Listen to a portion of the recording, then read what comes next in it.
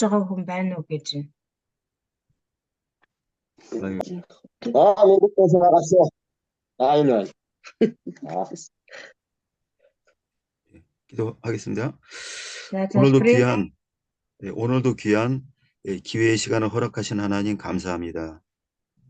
өнөөдөр ч гэсэн бидэнд үнээр эрхэм нэмдэн боломжийг олгосон, зөвшөөрсөн бурхан танд баярлалаа. 저희가 상상하지 못했던 미래를 준비하고 계심을 믿습니다. Бидний төсөөлж чадамгүй тийм ирээдүг та бидэнд бэлдсэн байгаа гэдэгт итгэж байна. 늘 말씀의 가르침만을 떠나지 않는 저희가 되게 하여 주시고 Таны үг сургаалаас холдож салахгүй байхад туслаарай.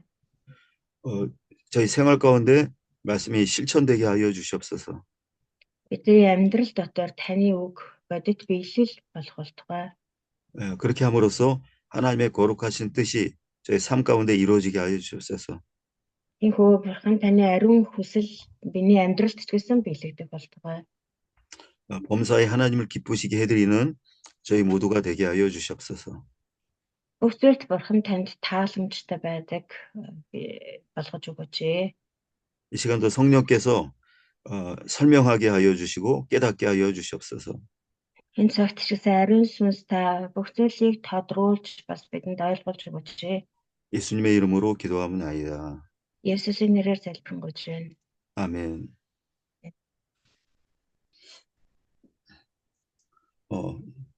오늘은 지난 시간에 이어서 18장 22절부터입니다. 18장 22절이요. За 18-22-оос үргэлжлүүлээд явнаа. Самуэль хаажаа. 예, 사무엘 함 시간입니다. 2-р Самуэль 18-22. 22절과 23절 두 절만 같이 좀 읽어 주십시오. 18장 22절에서 20. 예, 18장 22절, 23절 두 절입니다. 22-23 дор ишлэгийг уншъя. Задокийн хөвгөн Ахимаас дахин нэг удаа Йоабд юу болсон ч би бас Куш хүний араас гуйлдээ гэхэд Йоаб "Хүү минь чи явлаа гэд шагнал хүртэхгүйгээс хойш гүйгээд яах юм бэ" гэв. Юу ч болсон би гуй гэхэд Йоаб "Гуй гэлээ." Ахимаас тэгш талын замаар гуйж Куш хүнийг гүйцэж төрүүлв. 요압은 이 아히마스에게 소식을 전하지 않기를 바라고 있었습니다. Йоабын бодол бол энэ Ахимасыг хаанд мэдээ битгий хүргээсэй гэж хүсэж байсан. 전쟁에 이기기는 했지만 왕의 아들이 지금 죽는 일이 생긴 거예요. Хэдийгээр дайнд ялалт байгуулсан боловч хааны хүү өгсөн байгаа шүү дээ.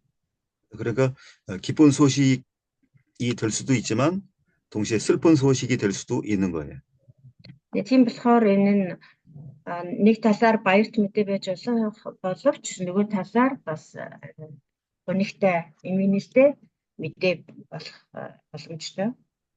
왕이 기뻐하지 않을 그 소식을 무엇 때문에 그렇게 전하러 가려고 하는지 요압이 그걸 이해하지 못했습니다.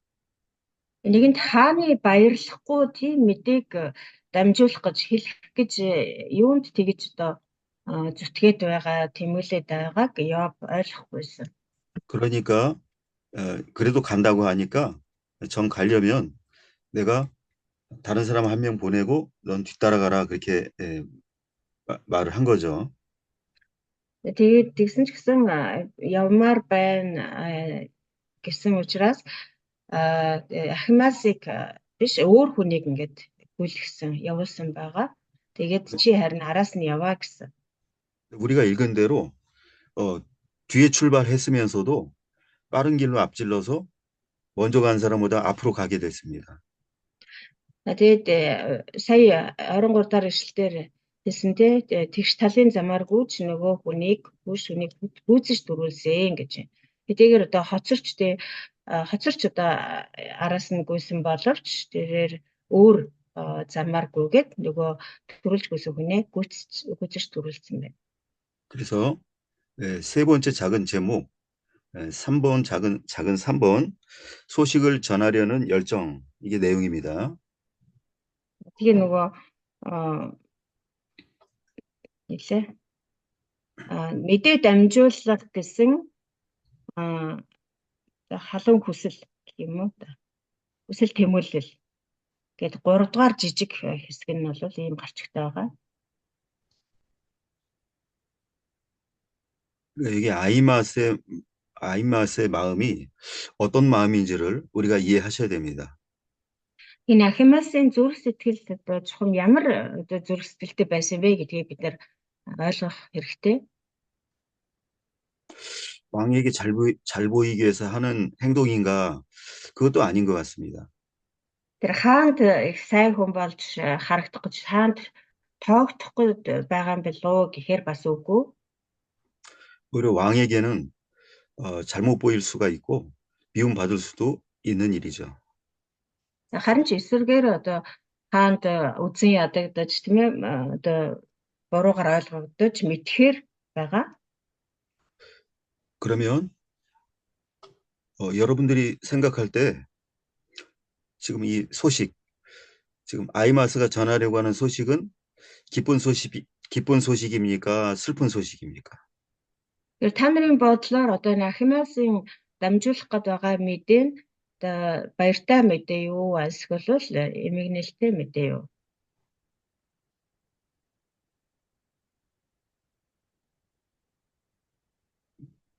자기 의견을 말씀해 보시면은요.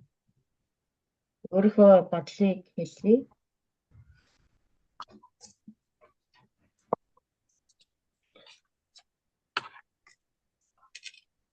өөрийнхөө бодлыг хэлээрээ.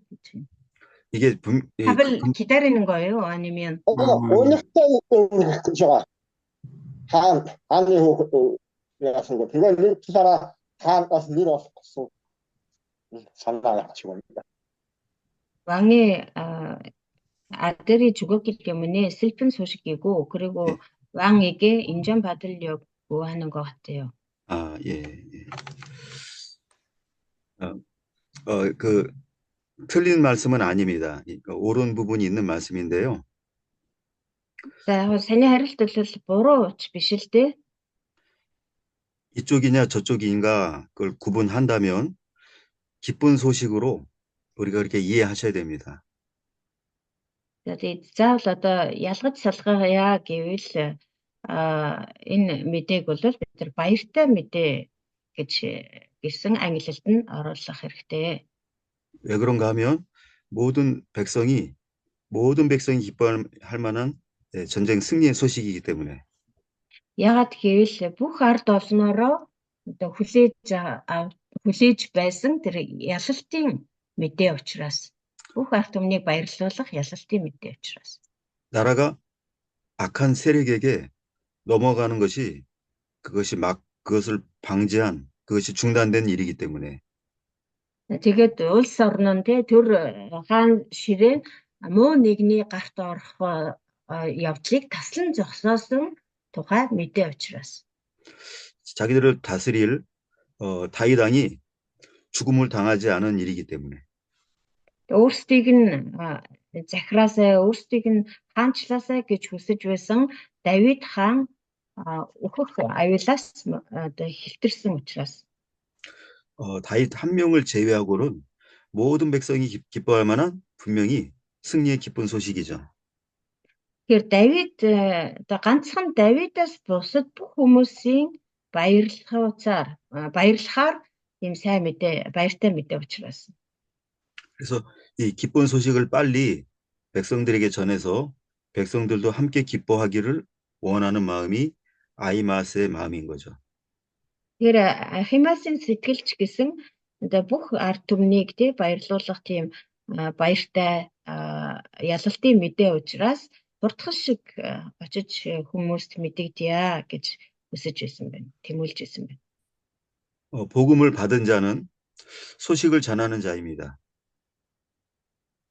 Хэрвээ сайн мэдээг хүлээж авсан хүмүүс л тэр мэдээг дамжуулагчд. байдаг. 그것은 모든 백성이 기뻐할 만한 기쁨의 소식이죠. Сайн мэдээ гэдэг бол бүх хүмүүсийг баярлуулах баяртай мэдээ гэсэн. 예수님이 이 땅에 태어나실 때도 천사가 그것을 알려줄 때 모든 백성, 온 백성이 미칠 큰 기쁨의 좋은 소식이라고 이렇게 말을 했습니다. Есүсийг энэ дэлхий дээр мэдлэхэд ч гэсэн Тэнгэр элчнэр хурч ирээд бүх ард түмнийг баярлуулах сайн мэдээ, баярт мэдээ гэсэн ба. 우리가 전하는 소식을 듣는 사람들은 다 기뻐할 수밖에 없는 거예요. Бидний дамжуулж байгаа тэр сайн мэдээг сонссон хүн болгон баярлахаас өөр аргагүй болдог. 내가 전달해서 누군가 기뻐할 수 있다면 전달하고 싶겠습니까? 전달하고 싶지 않겠습니까? Би одоо нэг мэдээг хэн нэгэнд ч юм уу хүмүүст ингээ хүргээд тэр хүмүүс үнэхээр баярлахаас өөр аргагүй тийм мэдээ гэх юм бол би тэр мэдээг дамжуулахыг хүсэх үгүй юу? 빨리 전달하고 싶을 것이고 많은 사람에게 전달하고 싶겠죠. Хурдхан шиг очоод дамжуулахыг хүснэ. Тэгээд аль болох олон хүмүүст хүргэхийг дамжуулахыг хүсэх болно. 복음을 듣고 마음의 기쁨을 얻은 우리는 똑같은 마음을 가져야 합니다. Сайн мэдээг сонсоод, сайн мэдээг хүлээж аваад сэтгэл зүрх маань баяр хөөрөөр дүүрсэн бид нар яг адилхан тийм баяртай сайн мэдээг бусад хүмүүст дамжуулах ёстой. 그래서 우리는 이 복음 전하는 일을 기쁨으로 여겨야 합니다. Тийм учраас бид нар сайн мэдээ тараах явдлыг бол үнэхээр баяр хөөр гэж үзэх хэрэгтэй юм аа. 이사야 52장 7절 한 절만 읽어 주십시오. Исая намын 52-ын 7 уншия.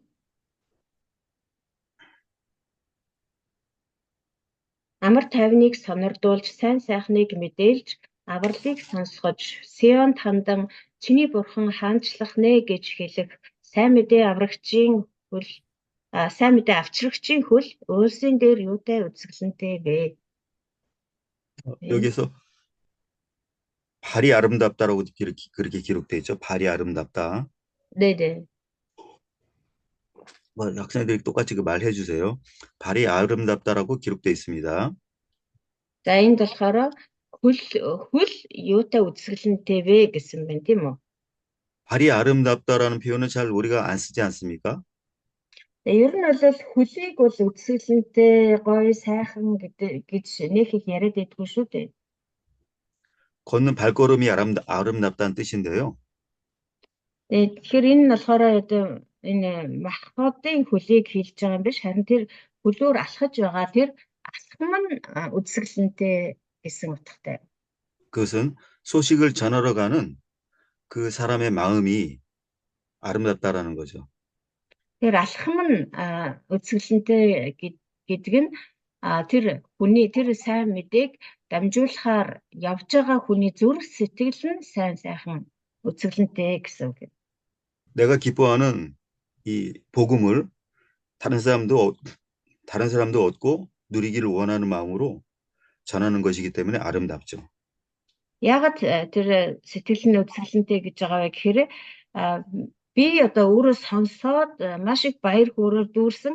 Тэгээ энэ баяр хөөргийг бусад хүмүүс ч гэсэн эдлээсээ гэсэн тийм одоо үзэсгэлэнтэй сайхан зүрх сэтгэлээр тэр мэдээг аваад бусад хүмүүс рүү явж байгаа учраас алхам нь тэр хүний хөлөөр гიშгэж явж байгаа алхам нь сайхан байна. 어떤 남자는 얼굴이 보기 좋지 않은데 굉장히 남들에게 좋은 걸 나눠주는 일을 하는 남자가 있었습니다. Нэг одоо залуу байжээ. Тэгээд тэр залуу болохоор нэг тийм царайлаг биш, царай зүсийн хувьд бол нэг тийм гоод онцлох юм байхгүй. Харин хүмүүст дандаа одоо сайн сайхан зүйл хийж явдаг тийм залуу байжээ. 어느 여자는 얼굴은 아름다운데 남에게 피해를 끼치는, 남에게 어려움을 주는, 남을 고통 주는 일을 막 많이 한 거예요. Тэгээд тэгсэн өөр нэг эмэгтэй байж тэр эмэгтэй болохоор үнэхээр үзэсгэлэнтэй сайхан царай зүстэй боловч одоо хүмүүст дандаа одоо муу зүйл хийж явж байдаг, хүмүүст дандаа хор хохирол учруулж явж идэг байжээ. 그럼 그 남자와 여자 둘 중에 누가 아름답습니까? За тэгвэл тэр эрэгтэй болон тэр эмэгтэй хоёрын хэн нь илүү үзэсгэлэнтэй вэ?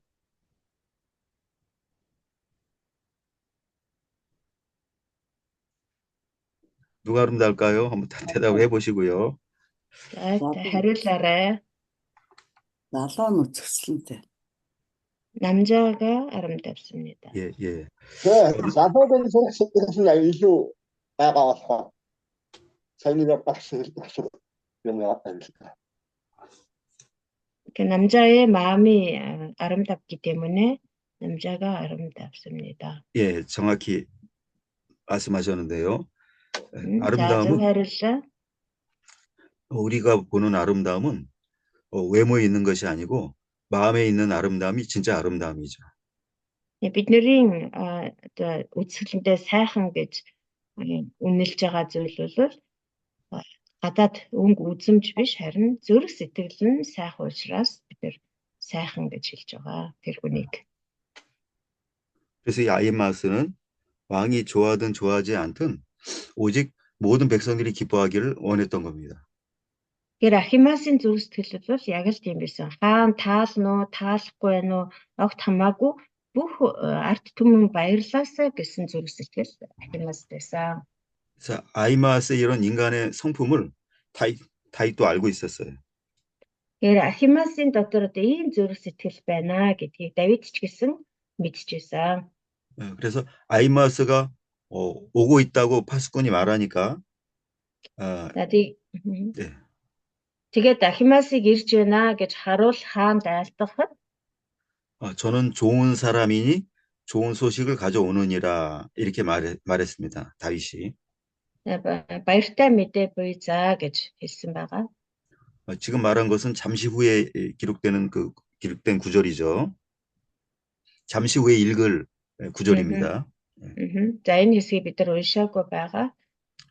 왕도 인정할 만큼 아히마스는 선한 마음을 갖고 있었습니다.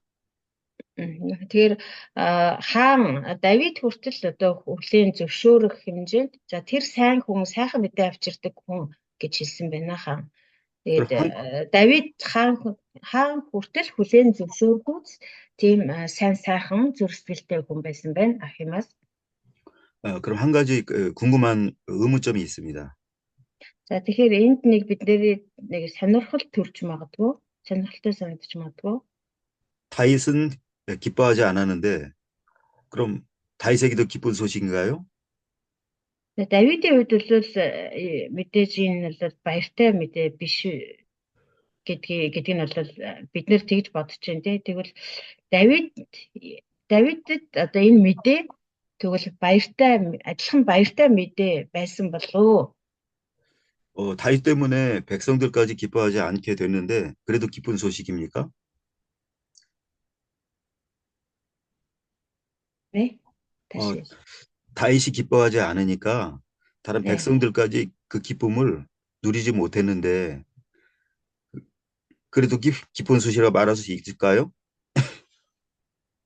Давидаас болоод ард түмэнч гэсэн баярлаж чадахгүй байсан шүү дээ тий. Одоо хааны хүүн өвчгсөн юм чинь яах болоо гэж ингээд санаа зовоод. Тэгвэл энэ мэдээ Давидын хувьд ч гэсэн Давидыг баярлуулж чадсан болов уу гэвэл 이런 의문점이 있기 때문에 아까 우리 학생 중에 한 분이 기쁜 소식이 아니라고 대답을 한 거죠. Тэгэхээр ийм л байсан байх гэж бид нар бодсон учраас сая оюутнуудын маань нэгэн түрүү энэ бол баяртай мэдээ биш ээ, эмгэлтэй мэдээ гэж хариулсан байх. 그러나 기쁜 소식이 분명히 맞습니다. Гэвч энэ бол яалтчгүй баярт мэдээ мөн. 기쁜 소식을 기쁨으로 듣지 못하는 이유는 죄악 때문에 기쁜 소식을 기쁨으로 듣지 못하는 이유는 죄악 때문에 그렇게 듣는 거예요. Яалтчгүй баярт мэдээ байхад тэр баярт мэдээг баярт мэдээ гэж сонсож хүлээж авч чадахгүй байх нь бол гэм нүглээс л болдог байгаа.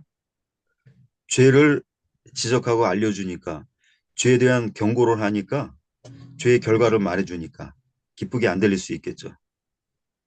네, тэр одоо жишээлбэл одоо гим нүглийг нь хэлж өгөөд энэ гим нүглээ одоо засаа энэ бол болохгүй гэдээ ингээд сануулж хэлэхэд хүмүүс тэрийг хүлээж авдгүй шүү дээ. 그래서 자기 죄만 버리면 그 말씀 들을 때 불편함이 기쁨으로 바뀔 수 있는 거예요. Тийм учраас одоо хүн өөрийнхөө дотор байгаа тэр гим нүглийг л хаячих юм бол гим нүглээс л ангижрах юм бол Бурхны үг хичнээн одоо хатуу сонсогдож гэсэн тэр Бурхны үгээс баяр хөөргийг олж чаддаг байгаа.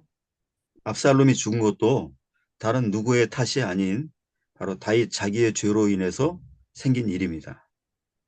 Авсаломын үхэлч гэсэн одоо Давидаас ч юм уу аль сүрхийн нэгнээс болоогүй Авсаломын өөрийнх нь гим нүглээс болсон. 다윗이 그 죄를 지으라고 시킨 건 아니죠.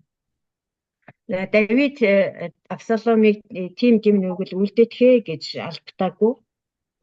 그러나 다윗의 죄에 대한 영향, 그러니까 죄의 영향을 받아서 자녀들이 아들들이 그런 일들을 한 겁니다.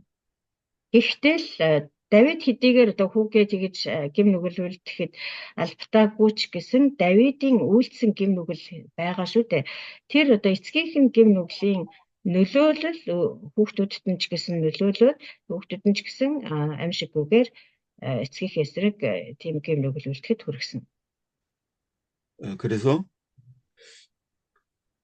복음을 받은 이후에 자기 죄를 철저히 회개한다면 자기의 그 불편한 마음은 기쁨으로 금방 바뀝니다.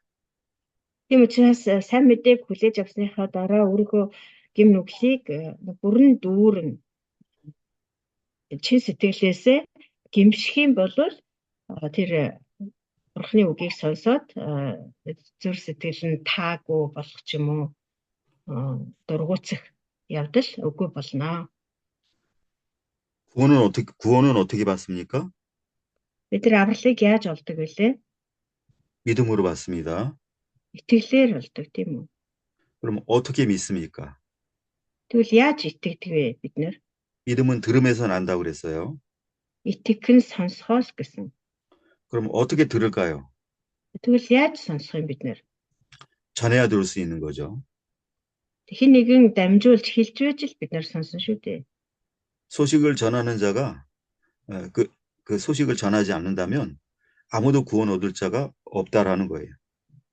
Тэр авралын мэдээ дамжуулах ёстой хүн нь тэр мэдээг дамжуулахгүй болвол хэн ч сонсч чадахгүй, өөрөөр хэлбэл хэн ч аврагдаж чадахгүй гэсэн. 한국 목사님들이 이렇게 언어의 장벽에 어려움을 겪으면서도 복음을 전하는 이유가 있습니다. Солонгос пасторууд одоо хэл ярианы бэрхшээл байдаг ч гэсэн одоо бууж өгөлгүйгээр ингээд сайн мэдээг тараагаад илгээлт хийгээд яваад байдаг шалтгаан байдаг. 건진 받아야 할 멸망으로 가는 영혼들이 너무 많이 있기 때문에. Яагаад гэвэл 뭘 받아야 할? 멸망으로 가고 있는 영혼들이 너무 많기 때문에. Тэгээ шалтгаан нь болохоор тэр мөхөж байгаа суурь руугаа явж байгаа сүнснүүд маш олон байгаа учраас л тэгж явдаг. 여러 가지 어려운 조건이 있음에도 이 복음은 전해야만 하는 거죠. Янз бүрийн бэрхшээл тулгардаг ч гэсэн энэ сайн мэдээг тэр мөхөж байгаа суурь руугаа явж байгаа хүмүүс рүү хүмүүст заавал дамжуулах ёстой учраас. 이 말씀들을 받는 분들도 그런 사명감을 가지고 말씀 받는 분들임을 저는 그렇게 믿고 있습니다. 다시 말씀해 주세요. 이 말씀을 배우는 분들도 이 사명감을 가지고 말씀을 성경을 배우고 있음을 저는 믿습니다. Тэгээд бидний одоо дамжуулж байгаа энэ сайн мэдээ бидний зааж байгаа энэ хичээлийг ч гэсэн сонсож байгаа та бүхэн ч гэсэн бас яг адилхан үүрэг хүлээсэн хүмүүс учраас энд сууж байгаа гэж итгэж байна. 사람이 생명 얻는 일이 이 아이마우스 같은 열정을 가지고 복음을 전하는 걸로부터 생명 얻는 일이 시작됩니다. Энэ нүгэлтэй хүмүүс одоо бурхны тэр амийг жинхэнэ амийг олж авах нь яг л энэ Ахимаас шиг хүмүүс тэр сайн мэдээг бурхны сайн мэдээг аваад очиж дамжуулж ижил одоо тэр итгэгч биш хүмүүс тэр мөхөл рүүгээ явж байгаа хүмүүс амийг олох тэр үйл явц эхэлдэг байгаа. 복음에 대한 열정을 가진 자를 하나님은 사랑하십니다. Ийм одоо сайн мэдээний төлөө баярт мэдээг дамжуулах гэсэн ийм хүсэл эрмэлзэлтэй халуун сэтгэлтэй хүмүүсийг бурхан таалдаг. 그래서 전하고자 하는 마음으로 말씀을 들을 때 더 많은 은혜를 하나님이 주시는 거예요. Тийм учраас бусад хүмүүст дамжуулах юм шүү, бусад хүмүүст зааж хэлж өгөх юм шүү гэсэн ийм халуун хүсэл эрмэлзлээр сонссон хүн болгоныг бурхан таалдаг. 다음 구절 보겠는데요.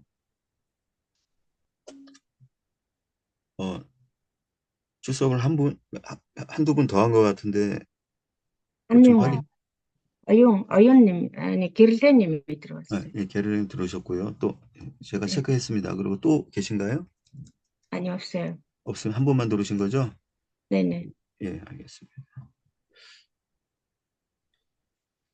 그 다음에 24절부터 27절까지 읽어주십시오. 24절부터 27절까지요. За дараа нь 24-өөс 27 дугаар ишлэл. Давид хоёр хаалганы хооронд сууж байлаа. Цайзын хаалганы дээвэр дээгүүр явсан харуул харцаа өргөн харахад нэгэн эрэгтэй хүн гүйн ирж байв. Харуул хааныг дуудан айлтгасанд хаан ганц хүн байгаа бол баяртай мэдээ буйзаа гэв. Өнөөх хүн улам ойртов. Тэгтэл харуул бас нэгэн хүн гүйн ирж байхыг харав. Харуул хаалгачид бас нэгэн хүн ганцаараа гүйн ирж байна гэхэд хаан тэрч бас сайхан мэдээ авчирч байгаа гэв. Харуул өгүүлэн түрүүнд нь гүйж байгаа нь Задокийн хүүхэн Ахимаасын гүйхтэй төстэй харагдана гэхэд хаан тэр сайн хүн сайхан мэдээ авчирдаг хүн гэв. 네. 11번째 큰 제목 11번이고요. За том сэдвэр нь одоо том хэсэг гэх юм уу? Том хэсгээрээ 11 дэх хэсэг нь болж байгаа юм байна. 원하는 소식을 고대한 다윗. 이게 핵심 내용입니다. 원하는 소식을 고대한 다윗. Хүссэн мэдээгээ сонсно гэж сонсхийг хүлээсэн Давид. 다윗이 원하는 소식은 어떤 소식이었을까요? Давидын хүсэж байсан мэдээ нь ямар мэдээ байсан бөлөө? 모든 백성들은 다윗의 군대가 승리할 것을 고대하고 있었습니다. Бүх ард түмэн бол Давидын цэрэг ялаасай гэж хүсэж байсан. 근데 다윗은 오로지 압살롬이 죽지 않고 살아서 잡혀오기를 그것만 바라고 있었죠. Харин Давид болохоор Абсалом өхөлгүй амьд ирээсэ гэж л хүсэж байсан. Ганцхан тийм мэдээг л хүлээж байсан. 다윗의 갖는 마음은 누구나 가질 만한 그런 마음입니다. Давидын бас энэ зүрх сэтгэл бол мэдээж хэм бүхэнд байх сэтгэлээ. Байж болох сэтгэл. 그것은 인간의 정의에서 나오는 마음이지 하나님의 뜻을 찾고 구하는 마음은 아닌 거예요. Гэхдээ энэ зүрх сэтгэл бол одоо хүнд байдаг л зүрх сэтгэл, хүний дотроос одоо гардаг зүрх сэтгэл болохоос бурхны зүрх сэтгэл бол биш байсан. 하나님의 선하신 뜻은 압살롬이 죽는 것이 하나님의 뜻이었던 거예요. Харин бурхны одоо таалал, бурхны одоо сайн хүсэл нь юу байсан бэ гэвэл Абсалом өөхөх явдал байсан. 악인을 죽게 해서 그 악이 더 이상 다른 사람에게 피해를 끼치지 않도록 하는 것이 하나님의 뜻이었습니다. Хором нэгэн өөхөж тэр хүн одоо цаашид бусад хүмүүс хор хохирол учруулахгүй байх нь бурхны хүсэл байсан. 그래서 압살롬이 죽었다고 하면 하나님의 선하신 뜻대로 된 줄을 믿고 하나님께 감사하는 것이 마땅합니다. Тийм учраас Авсалом өгсөн гэдгийг сонсоод энэ хүмүүс л Бурхны сайн тааллын дагуу хүслийн дагуу болжээ гэж хүлээж авч талархах ёстой. 그러나 세상의 어떤 아버지도 그런 마음을 갖기는 불가능합니다. Гэхдээ энэ дэлхийн ямар ч эцэг хүн тийм зүрх сэтгэлтэй байхад маш хэцүү. Тийм зүрх сэтгэлтэй болоход маш хэцүү. 다만 하나님이 주시는 마음을 얻은 자라야 그런 마음을 가질 수 있는 거예요. Зөвхөн Бурхны зүрх сэтгэлийг тээж өвөрлөж чаддаг, хүлээн зөвшөөрч чаддаг эцэг хүн л тийм зүрх сэтгэлтэй болж чадах баг. 아브라함이 독자 이삭을 제단 위에 올려놓고 바치려고 했습니다. Авраам л гэхэд цорын ганц хүү, хууль ёсных нь хүү болох Исаакийг тахилын ширээн дээр өргөсөн байгаа шүү дээ. 지구상에 사는 어떤 아버지가 자기 아들을 제단 위에 올려놓고 죽일 수가 있겠습니까? Энэ дэлхий дээр амьдарч байгаа ямар эцэг хүн өөрийнхөө хүүхдийг тахил болгож өргөхөөр тахилын ширээн дээр хэвтүүлж чадах вэ? 그것은 불가능한 일이죠. Энэ бол боломжгүй хэрэг. 근데 아브라함은 그걸 했어요. Тэгэл Авраам үнийг хийсэн байгаа. 어떻게 할 수 있었냐면 하나님이 주신 마음을 가지고 한 겁니다. Яаж хийсэн бэ гэхээр тэр бол хүн эцэг биш харин Бурхны өгсөн тэр зүрх сэтгэлийг тээсэн эцэг хүний тийм зүрх сэтгэлээр үнийг хийж чадсан байна. 아브라함이 믿음으로 이삭을 바쳤다라는 말씀은 하나님이 주신 마음을 가지고 바쳤다라는 말로 이렇게 설명되는 겁니다. Тэр Библиэлд хэлсэн байдаг Авраам итгэлээрээ Исаакийг өргөсөн гэж. Энэ бол Авраам Бурхны өгсөн зүрх сэтгэлээр Исаакийг өргөсөн гэсэн утга юм. 우리가 말씀을 마음에 받아들이는 게 믿음 아닙니까? Бид нар Бурхны үгийг зүрх сэтгэлдээ хүлээж авна гэдэг чинь итгэл үстэй тийм ээ. 그러면 말씀이 우리 안에 들어올 때 하나님의 마음이 우리에게 들어오시는 거예요. Бурхны үг бидний зүрх сэтгэлд орж ирж байна гэдэг чинь Бурхны зүрх сэтгэл бидний дотор орж ирж байна гэсэн үг. 우리의 마음이 하나님의 마음으로 바뀌어지면 이제는 할 수 없었던 사랑의 행위, 이제는 할 수 없었던 희생적인 일을 할 수 있는 겁니다. Хэрвээ тийм Бурхны зүрх сэтгэл бидний дотор орж ирэх юм бол бид нар урд нь хийж чаддгүй байсан хайрын тэр үйлдэлийг хайрын тэр сайн үлсийг хийж чаддаг болно. 다윗은 그래서 모든 백성을 위해서 승리를 고대했어야 되는 것이고요. Тийм учраас Давид ч гэсэн бүх ард түмнийхөө төлөө бол тэр ялалтын мэдээнд баярлах ёстой байсан. 모든 백성과 같은 마음을 가지고 승리를 기뻐하는 것이 백성을 위해서 가져야 할 마음입니다. Бүх ард түмэнтэйгээ хамт тэр ялалтын мэдээнд баярлах ёстой байсан. Энэ нь бол Давидэд байх ёстой, тэр үед байх ёстой зүрх сэтгэл байсан юм аа. 내가 원하는 뜻과 하나님이 원하시는 뜻이 다를 경우에는 우리가 어떻게 기도해야 될까요? Миний хүсэж байгаа зүйл болон Бурхны хүсэж байгаа зүйл хоорондоо ялгаатай өөр байх тохиолдолд бид нар яах ёстой вэ? 하나님의 뜻은 생각지 않고 내 뜻만 이루어지기를 위해서 기도해야 될까요? Бурхны тэр хүсэл тааллагч бодлохгүйгээр зөвхөн миний хүсэл биелээсэ гэж бодох ёстой юу? 그거는 하나님 앞에 합당한 기도가 아닙니다. Тэг залбирах ёстой юу? Тэгвэл тэр тийм биш ээ. Энэ бол Бурханд тааламжтай зохистой зөв залбирал биш юм. 예수께서 겟세마네 동산에서 하신 기도가 우리의 기도가 되어야 됩니다.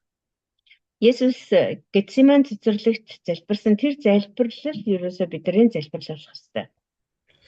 이 고난의 잔이 내게서 지나가기를 원하지만 나의 원대로 마옵시고 아버지의 원대로 하옵소서. Энэ аягтайг та надаас зайлуулж өгөөч гэхдээ миний хүслээр биш таны хүслээр болгоё гэж залбирсан.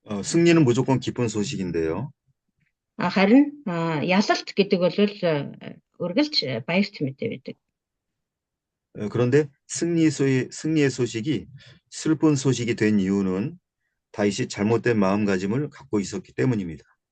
Гэтэ одоо энэ гарчиг маань болохоор ялалтын гунигт мэдээ, баярт мэдээ биш, гунигт мэдээ гэж байгаа. Тэгэхээр ялалт бол баярт мэдээ байх байтал яагаад гунигтэй болчихвоо гэхээр энэ нь Давидын зүрх сэтгэлтэй холбоотой. 다윗의 마음이 왜 잘못된 마음인지를 살펴보겠습니다. Тэгэхээр Давидын зүрх сэтгэл яагаад буруу байсан бэ гэдгийг одоо харцгаая. 그 12번 전체 내용 가운데서 또 나눠서 살펴보겠습니다. За энэ 12 дугаар хэсгээ дотор нь бас жижиг хэсэг болгож хуваая. 작은 1번 압살롬의 안부를 먼저 물음. За нэгдүгээрт нь болохоор Авсаломын мэндийг асуусан нь 28절부터 30절까지고요. 28-аас 30.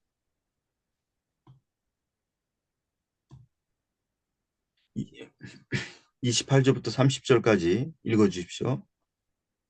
За энэ хэсгийг уншъя. Ахимаас чанга дугаар хаанд бүгд сайн гэж хэлээд нүрээ газар хүртэл хаанд мөргөв. Тэрээр миний эзэн хааны эсрэг гараа далайсан хүнийг тушааж өгсөн таны бурхан эзэн магтагдах болтугай гэв. Хаан залуу Авсалом мэндүү гэж асуухад Ахимаас Йоаб хааны зарц нарыг илгээх үед зарц би нэгэн их шуугиан дэгдэхийг харсан ба юу болсныг мэдсэнгүй гэв. Тэгэхэд хаан хажуу тийш болж энд зогс гэв. Тэрээр хажуу тийш болж хөдлөлгүй зогсов. 아멘. 압살롬이 아히마스가 왕에게 그 승리의 소식을 보고를 했습니다. За Ахимаас нөгөө төрүүлээд гүгээд ирсэн. Тэгээд хаанд ялалтын мэдээг хүргэжээ. 이때 다윗의 반응은 기뻐하는 반응이 아니었던 거예요. Энэ үед бол хаан тийм ч одоо тааламжтай баяртайгаар хүлээж тийм хариу үйлдэл үзүүлээгүй. 거기에는 관심이 없고 압살롬이 그 평안 한제에 대해서만 물어봤습니다. Ялалтын одоо ялсан гэдгийг одоо баяртайгаар хүлээж авах биш харин Авсаломын амар мэндийг асуусан байна. 압살롬이 전쟁에서 살아 있다라는 것은 계속 싸운다는 겁니다. Авсалом хэрвээ амьд байны талбарт амьд мэнд байна гэвэл энэ нь ямар утгатай вэ гэхээр тэнд байн тулдаан үргэлжилж байна гэсэн утгыг илэрхийлнэ. 압살롬은 자기가 살아 있는 동안 모든 그 다윗의 군대를 다 죽이려고 할 겁니다. Авсалом амьд байсан цагт Давидын цэргүүдийн эсрэг тулалдаж бүгдийг нь хүйс тэмдэрхийг л хүсэж байсан. 그리고 결국 그렇게 자기를 걱정하는 아버지 다윗을 죽이겠죠. Тэгээд эцэст нь яах вэ гэхээр өөрхийн төлөө ингэж их санаа тавьж байгаа эцэг Давидыг хүртэл алах болно. 그렇게 되면 이스라엘 나라는 하나님의 통치를 받는 나라가 아닌 악이 다스리는 나라가 되는 겁니다. Хэрвээ тэгтээрээ тулах юм бол Израиль гэдэг улс бол бурхан удирддаг, бурхан захирдаг хаан тулс биш харин муу нэгэн бузар муу захирдаг, ярын муу захирдаг тийм хаанчлал болж хувирна. 이스라엘 나라는 하나님이 왕이 되시는 나라예요. Израиль гэдэг улс бол бурхан хаанчилдаг, бурхан жинхэнэ хаан байдаг улс юм аа. 하나님은 결코 자기의 통치권을 악한 인간에게 뺏기지 않으십니다. Тийм учраас бурхан өөрийнхөө тэр хаанчлах эрх мэдлээ хэн нэгэнд ялангуяа тэр хорон муу хүмүүст хязгаарч алдахгүй. 하나님께 대항하는 통치권을 하나님께로부터 통치권을 빼앗겠다라는 것은 스스로를 죽게 만드는 일이죠. Бурхны хаанчилдаг энэ хаан тулсын хаан ширээнд санаархнаа. гэдэг бол одоо бурхны тэр хааны эрх мэдлийг нь булаацалтаж байгаатай адилхан. Булааж авна гэсэнтэй адилхан хэрэг юм. 그러니까 압살롬이 죽는 것은 그거는 피할 수 없는 것이 반드시 그것은 그렇게 돼야 하는 일이죠. Тийм болохоор Авсаломын үхэл бол одоо зайлсхийх аргагүй одоо зайлшгүй үхэл байсан юм аа. 근데 압살롬이 그 살아 있는지에 대한 질문만 했다라는 것은 다윗의 관심이 압살롬에만 있었다는 거죠. Гэтэл Давид болохоор тэр ялалтын тухай ерөөсөө одоо сонирхохгүй зөвхөн Авсаломыг амьд мэд байгаа юу байна уу гэж асуусан нь бол Давидын бүх одоо анхаарал сонирхол Авсаломд байсан гэдгийг харуулж байна. 우리는 어떤 것이 더 우리에게 중요한 것인가를 언제나 선택해야 됩니다. Бид нэр үргэлж надад юу хамгийн чухал нь вэ гэсэн сонголтыг хийх хэрэгтэй болдог. 하나님 나라에 관한 것, 하나님의 말씀에 관한 것이 모든 것에 우선되어야 하는 거예요. Бурхны хаанчлалтай холбоотой, Бурхны үгтэй холбоотой зүйл бол бүх зүйлийн тэргүүнд тавигдах ёстой. 가장 중요한 것을 우리는 먼저 살펴보고 먼저 선택하고 먼저 그것을 우리가 얻으려고 합니다. Бид нэр хамгийн чухал гэж үзсэн зүйлдээ хамгийн түрүүнд анхаарал хандуулж хамгийн түрүүнд сонголтыг хийдэг шүү дээ. 이스라엘 백성들이 곡식을 거둘 때 가장 먼저 거둔 것을 하나님께 바치는 그 규례가 있죠. Израильчууд ургац хурааж аваад ургацынхаа одоо хамгийн түрүүнд хураасан дээжийг бурханд өргөх ёслол байдаг тийм ээ. 그것은 모든 것을 주신 하나님 앞에 하나님을 자기의 가장 소중한 분으로 인정하는 그런 믿음을 표현하는 겁니다. Бурханд ингэж ургацаагаа дээжийг өргөнө гэдэг чинь бурхан бол бүхнийг захирагч, бүхнийг хангагч одоо хамгийн дээд нэгэн гэдгийг хүлээн зөвшөөрч байгаа үйлдэл юм. 하나님을 위하는 일은 모든 일의 먼저입니다. Бурхны төлөө хийж байгаа бүхэн бол төлөө одоо хийгдэх ажил бол бүх ажлын тэргүүнд байх ёстой. 마태복음 6장 33절에 6-гийн 33 дээр 너희는 먼저 그의 나라와 그의 의를 구하라 그렇게 기록되어 있습니다. та нар эхлээд түүний хаанчлал болон түүний зөвхт байдлыг хай гэсэн мэт тийм үү? 그것은 하나님의 나라가 우리에게 이루어지는 것만 구하면 그럼 그 이외 모든 것들은 다 따라서 거기에 맞춰서 다 된다는 거죠. Эхлээд бурхны хаанчлал бидний дунд байгуулагдсаа гэж эрен хайх юм бол тэр хаанчлалыг дагаад бусад бүх зүйл хамтдаа ирэх болно гэсэн. 우리는 가장 소중한 것이 무엇인지를 가장 가치 있고 귀한 것이 무엇인지를 언제나 알고 계셔야 됩니다. Тэгэхээр бид нар хамгийн одоо чухал зүйл юу вэ? Хамгийн эрхэм үнэтэй зүйл юу вэ гэдгийг бид нар үргэлж ялгаж таньж түүнийг эрэлхийлж сурах хэрэгтэй. 가장 귀한 것은 하나님의 말씀에 담겨 있는 우리에게 주시는 것들이 가장 귀한 것들이죠. Тэгвэл хамгийн эрхэм нандин зүйлс бол энэ бурхны үгэнд байдаг. 그 무엇과도 바꿀 수 없는 가장 가치 있는 것들입니다. Тэр бол бурхны үг бол юутаач солишгүй, юугаарч солишгүй хамгийн үн цэнтэй зүйлсээ. 영원한 생명을 얻는 것보다 더 가치 있는 일은 없는 겁니다. Мөнхийн амьг олохоос илүү үн цэнтэй зүйл гэж байхгүй. 그다음 두 번째 작은 제목, 작은 2번, 압살롬이 죽은 소식을 전함. Дараагийн жижиг 2 дугаар хэсэг нь болохоор Авсаломын өгсөн тухай мэдээг дамжуулсан. Авсалом өгсөн тухай мэдээг дамжуулсан. 31절부터 32절까지고요. 31-ээс 32 дугаар ишлэл. 31절, 2절, 2절 읽어주십시오. Харагтун Куш хүн хурч ирэн хаан эзэнд сайхан мэдээ дуулгая. Эзэн өнөөдөр таныг эсэргүүцэгч хамаг хүмүүсийн гараас таныг чөлөөллөө гэв.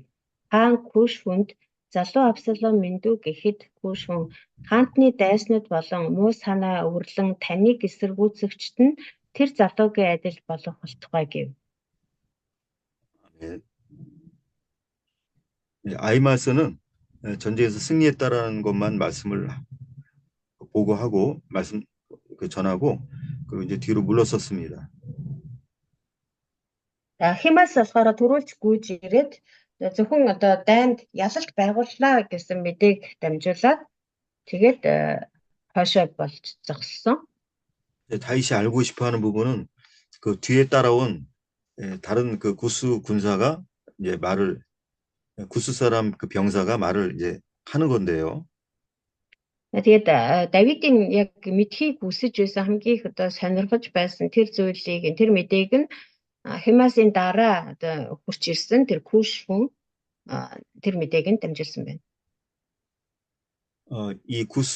이 소년 구스 군사가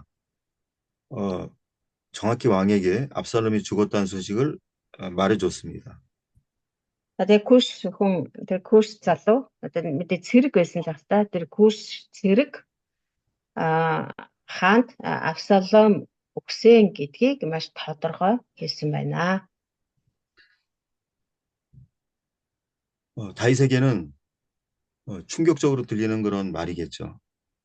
Давидын хувьд бол энэ маш хүнд цохилт болсон байх. 이것은 다윗이 자기가 한 일에 대한 그대로 보답을 받는 겁니다. Энэ нь бол ялцчгүй Давид өөрийнхөө одоо хийсэн хэргийн нүглийн шангал хүртэж байгаа хэрэг. 다윗은 의도적으로 전쟁에서 자기 편 군사를 죽게 만든 일이 있어요. Давид болохоор урд нь дайны талбарт өөрийнхөө одоо өрөнч албатыг зориуд одоо өхөл рүү түлхсэн ийм аимшигтай нүгэл үлдсэн. 우리아라는 사람을 위험한 전쟁터에 그 전쟁하는 위험한 지역에 가게 만든 다음에 공격을 받아서 죽게 만들도록 그렇게 명령을 내렸습니다. Өөрийнхөө одоо сайн цэрэг байсан дайчин байсан Урия гэдэг хүнийг тэр дайны талбар руу зориуд явуулсан ба тэгээд тэр нь болохоор үхэл хүлээж одоо үхээс өөр аргагүй үхэн гэдэг нь тодорхой тийм талбар руу зориуд явуулж үхэд хүргэсэн. 그래서 자기에게 아무 잘못도 안 한 우리아와 또 그와 같이 있었던 몇 명의 군사를 죽게 만든 거예요. Тэгээд түүний уршгаар өөрт нь ямар ч гэм хийгээгүй Урия гэдэг залуу тэгээд түүнтэй хамт явсан хэд хэдэн дайчин нь өгсөн байгаа дайны талбарт. 그리고 그 소식을 들었을 때 안타까워하거나 슬퍼하지 않고 대수롭지 않게 그렇게 여기는 말을 했어요. Тэгээд тэр тухай Урия ингээд нас барлаа дайны талбарт амир үтлээ гэсэн мэдээг сонсоод эмгэнэж гашуудах нь битгээл огт тоосон шинжгүй юм ярьжсэн. 전쟁터에 나가면 누구나 죽기 마련이지 누구나 죽을 수 있지 그런 식으로 말했는데요. Юу гэж хэлсэн бэ гэхээр дайны талбарт болтгол явдал дайны талбарт очих юм бол хэн ч гэсэн өхөж болно штэ. Хэн ч гэсэн өглөөс зайл гарахгүй гэх маягийн юм ярьсан. 그럼 압살롬도 전쟁을 벌인 사람이니까 그렇게 죽는 것은 있을 수가 있는 그런 일인 겁니다. Абсаломын хувьд ч гэсэн нэгэн тал одоо тэр өөрөө дайныг өдөөсөн тэр дайнд дайтаж тулалдаж байгаад өгөх нь бол тохиолдож болох л зүйл байсан. 아무 잘못도 안 한 다른 집 아들들을 여러 명 죽게 만들고 자기 아들이 그렇게 된 거에 대해서는 마음 아파하는 것이 이게 잘못이죠. Тэр Давидын хувьд юу нь одоо буруудаад байна гэхээр Өөрөө болохоор тэр өөрийн болон бусад тэр ямар ч гэмгүүд сэргүүдийг дайны талбар руу өгнө гэдгийг мэдсээр ээж явуулчихад тэгсэг хэрнээ ерөөсө тоогоогүй тий байдаг л юм гэд өнгөрсөн хэрнээ өөрийнх нь хүү өөрийнхөө гин буруугаас болоод гэд тэгтлээ гашуудаж гуниглана гэдэг бол одоо Давидын зөвсгөл буруу байгааг илэрхийлж байгаамаа. 자기가 남에게 한 대로 그대로 자기가 받는 것이 하나님이 정해놓으신 의의 법입니다. Бурхны зөвхт хууль бол ерөөсөө юу тайрн түүнийг хураана. Өөрөө юу хийсэн түүнийхээ шанг заавал хүртэх нь бол Бурхны зөв шударга хуулиар тогтоосон зүйлээ. 우리아가 죽음으로 인해서 그의 아내 바세바나 그 다른 가족들이 슬퍼했을 겁니다. Өөрийг өгснээс болоод түүний эхнэр Батшеба болон түүний гэр бүлийнхэн маш их одоо эмийг нээж уй гашууд авцсан байж таарна. 남에게 슬픔을 겪게 했기 때문에 자기가 그 슬픔을 겪는 겁니다. Тэгж бусдыг эмигнүүлж бусдыг одоо уй гашууд унгаасан тэр шангаа одоо хүртэж өөрөө уй гашууд автаж байгаа юм. 그래서 우리는 두려운 마음으로 남에게 피해 끼치는 일이 있지 않도록 해야 합니다. Тийм учраас бид нэр одоо эмээх айх сэтгэлтэй байх хэрэгтэй, бусдад хор хохирол учруулах үе гэж үргэлж болгоомжилж явах хэрэгтэй. 잠깐 10분 쉬었다 하겠습니다. За 10 минут завсарлаад үргэлжлүүлье.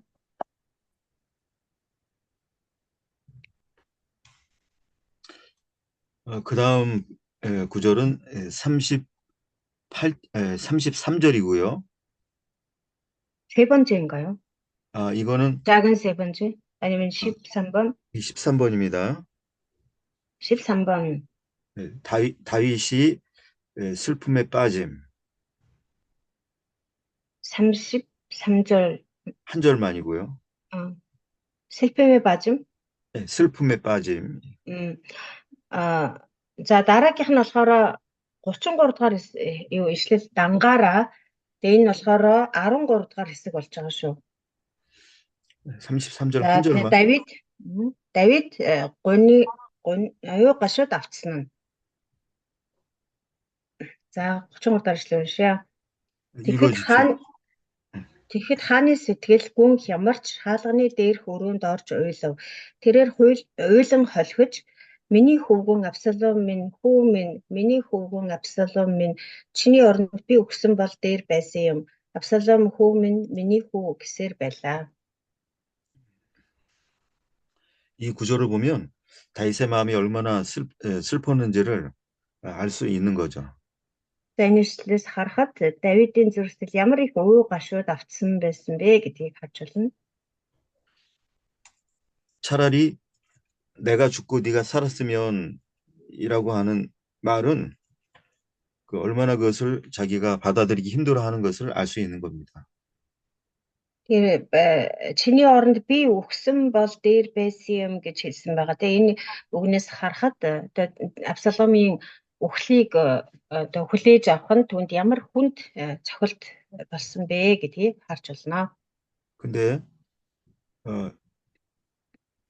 자기가 생각하지 않은 일이 올 때는 사람의 마음이 많이 슬프죠. Тэгээ ер нь хүний зүрх сэтгэл гэдэг өөрийнх нь бодож исэн нас тис өөр одоо хариулт авах юм уу, тис өөр зүйл тохиолдоход уй гашууд гонигт автдаг. 자기가 겪으면 안 되는 일이 올 때는 더 충격적이고 슬픈 일입니다. Тэгээ өөрт нь тохиолдохыг хүсээгүй, өөрт нь тохиолдох ёсгүй байсан зүйл тохиолдоход хүмүүс маш том цохилтонд ордог.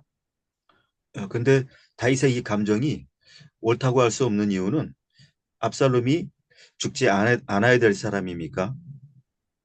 Гэхдээ Давидын одоо энэ сэтгэл, энэ уй гашууг бид нар бас зөвтгөж болохгүй. Яагаад зөвтгөж болохгүй вэ гэхээр Абсалом өөхөх ёсгүй хүн байсан уу? Өөхөж болохгүй хүн байсан уу? 압살롬은 반드시 죽어야만 했던 사람인 거예요. Үгүй. Абсалом бол заавал өөхөх ёстой хүн байсан. 구약의 율법에 의하면 용서함 받지 못하고 반드시 죽여야 하는 그 죄악들이 있습니다. Хуучин гэрээний тушаалуудаас, хуулиудаас харах юм бол ерөөсөө уучлагдахгүй гэм нүгэл гэж байдаг. Заавал өөхөх ёстой, уучлал хүртэх боломжгүй тийм гэм нүгэл байдаг. 10가지의 계명을 어기는 거라든가 아니면 하나님을 모독하는 그런 죄는 반드시 죽습니다. Бурхны одоо хамгийн чухал тэр 10 тушаалыг зөрчих юм уу эсвэл бурханд тэрсэлсэн бурхны эсрэг үйлдсэн аливаа гэм нүгэл нь уучлал хүртэхгүй. 거기에 그 중에서 부모에게 부모를 해롭게 하거나 부모의 말에 순종하지 않는 그것도 반드시 죽어야 하는 죄인 거예요. Тэр дунд бас ямар гэм нүгэлт багтдаг вэ гэхээр эцэг эхтэй хор хохирол учруулах юм уу эсвэл эцэг эхийгээ үгэнд дуулуургүй байх нь бас заавал өөхөх ёстой гэм нүгэлт тооцогддог. 신명기 21장 20절에서 21절 누가 읽어 주십시오. Дэд хууль намын 21-ээс 21 20절부터 21절이요. 20-с 21 дэх эшлэл. Дэд хууль 21-ийн 20-с 21 дэх эшлэгийг нэг нь уншаад өгөөрэй.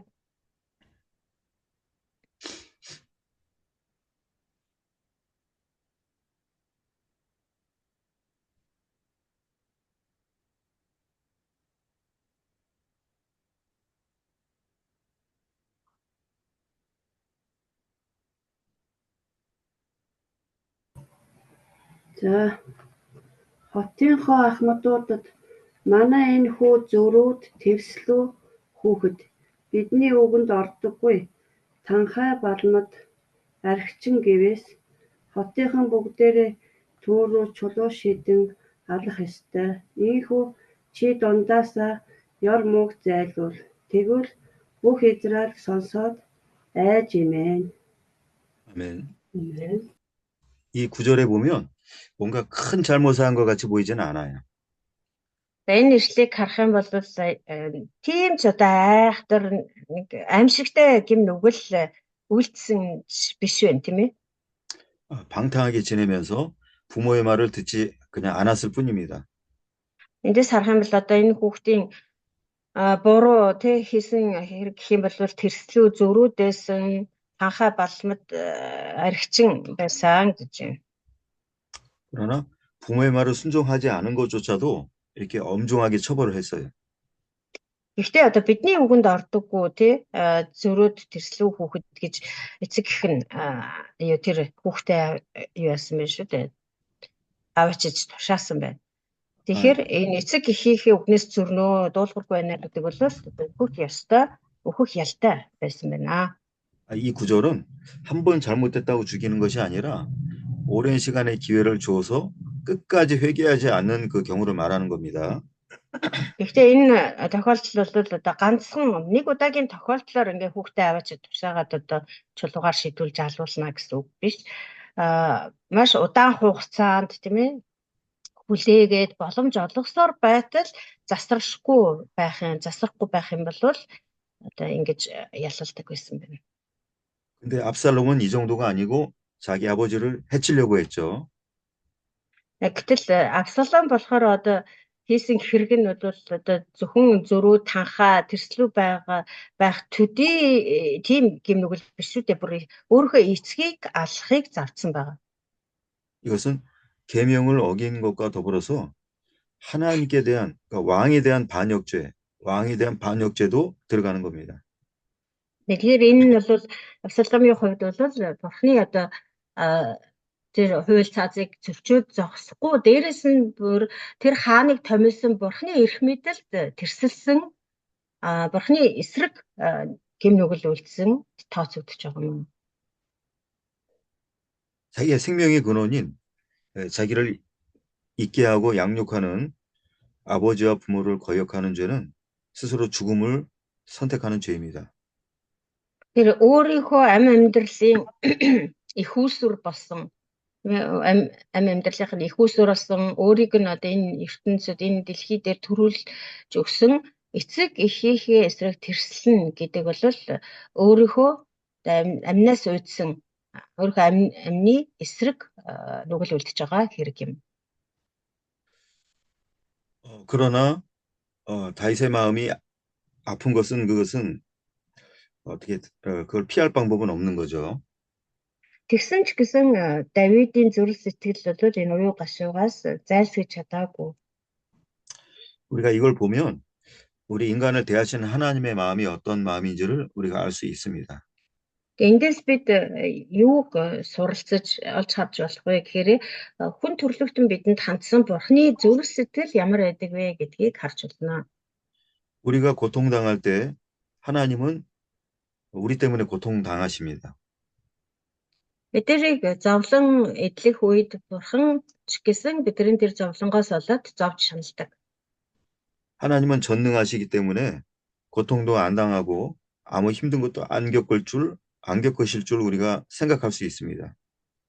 Бид нар яг Бурхан бол маш төгс хүчит Бурхан, бүхнийг чаддаг, бүхнийг мэддэг Бурхан. Тийм болохоор Бурханд зовлон гэж байдаггүй ах уу, тэр ерөөс уян гашууг мэдэрдэггүй байх, зовж шаналдаггүй байх гэж буруугаар бодоод байдаг. 그러나 하나님 우리 때문에 근심하시고 또 슬퍼하시고 아파하십니다.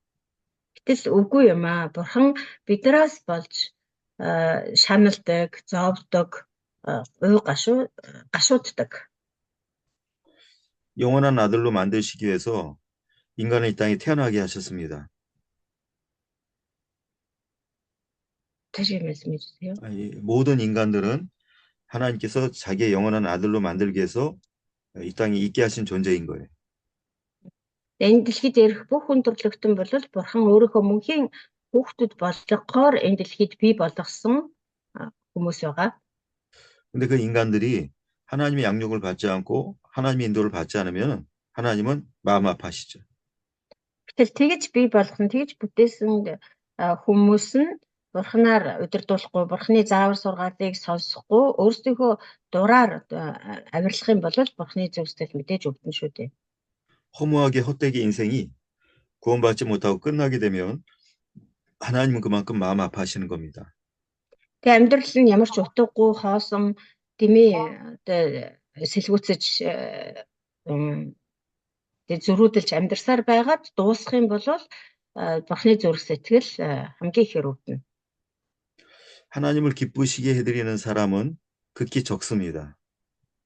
Бурханыг үнэхээр тааламжтай, Бурханы зүрх сэтгэлийг үнэхээр баярлуулдаг хүмүүс бол тун ховор байдаг.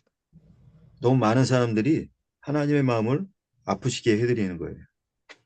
Маш харин эсвэргээр Бурханы зүрх сэтгэлийг өвтгдөг, шаналгадаг хүмүүс нь олон байдаг. 사람 같으면 그걸 견뎌내지 못하고 살 수 없지만 하나님은 무한한 능력을 갖고 계시기 때문에 그것을 견뎌내시고 그것을 겪으시는 겁니다. Хүн бол одоо тэгж зүрх сэтгэлийг тэгтлээ өвтгөж байхад бол тэсэж чадахгүй харин Бурхан бол хязгааргүй хүч чадалтай нэгэн учраас тэр зүрх сэтгэлийг тэгж их өвтгөж байхад тэсэд хүлээгээд байж байдаг. 많은 사람이 하나님 앞에 아픔을 드리는 가운데서 우리는 하나님께 기쁨 드리는 자가 된다면 하나님께서 우리를 크게 기뻐하십니다. Тэгэхээр тийм олон хүмүүс Бурханы зүрх сэтгэлийг өвтгдөг байхад харин бид нар цөөхөлж гэсэн Бурханы зүрх сэтгэлийг жоохон ч гэсэн баярлуулж чаддаг байх юм бол тэр нь Бурханд юунаас ч илүү эрхэм үнцэнтэй баяр хөөр байх болно. 그래서 하나님의 그 기쁨을 인간이 자기가 누리게 됩니다. Тэгээ Бурханыг баярлуулсан тэр баяр хөөргийг эргээд тэр Бурханыг баярлуулсан хүн өөрөө бас хүртдэг. 다윗이 이렇게 고통을 당한다는 것은 하나님의 마음을 자기가 고통스럽게 해드렸다는 거예요. Тэр Давид одоо ийм их хүнд одоо уян гашууг амсч байна гэдэг нь өөрөө Бурханы зүрх сэтгэлийг тэгж их гашуудулсан учраас юм. 그래서 악을 행한 자를 징계하고 고통을 주는 겁니다. Тэгэхээр хорон муу шийтгэж ингэж зовлон сэтгэлийн зовлон өгж байгаа хэрэгээ. 예레미야 2장 19절 읽어주십시오. 예레미야 2장 19절. За Иремия 2-ын 19-ыг уншия. Хэлэнцэд явдал чинь чамайг шийтгэн, уруулт чинь чамайг яллан, мэдэгтэн, харагтун, эзэн бурхнаа чи умартсан, иймд чиний хувьд ёр муу ба гашуун нь байна. Надаас эмээхүү гэж дотор чинь алга хэмээн түг түмдийн бурхан эзэн тунгаглаж байна. 아멘. 네. 우리를 고통스럽게 만드는 것은 원인이 다른 데 있는 게 아니라 내게 있는 악과 경외하지 않는 그 불신앙이 나를 고통스럽게 만드는 겁니다.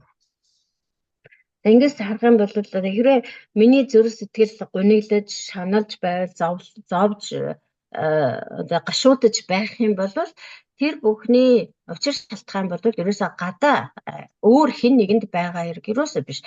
Миний дотор байгаа тэр нүгэл хилэнц тэр нь намайг өөрийг маань гашуудуулж, зовоож, шаналгаж байгаа хэрэг.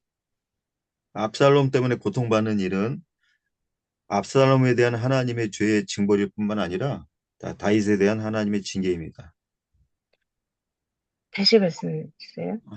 압살롬 때문에 고통받는 일은 압살롬뿐만 아니라 압살롬만 징계를 받은 것이 아니라 다윗 자기도 징계를 받는 일인 거죠, 지금.